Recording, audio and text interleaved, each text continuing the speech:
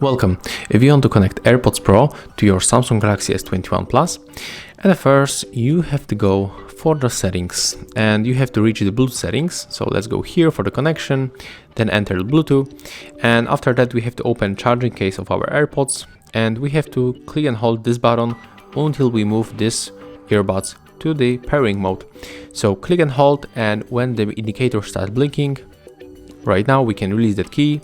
Next we have to tap on the switcher to turn on Bluetooth on our Galaxy, and when they pops on the list we have to simply tap on them to connect. As you can see, here they are, but if you have problem and they are not appear on the list, you have to click scan again in the right upper corner.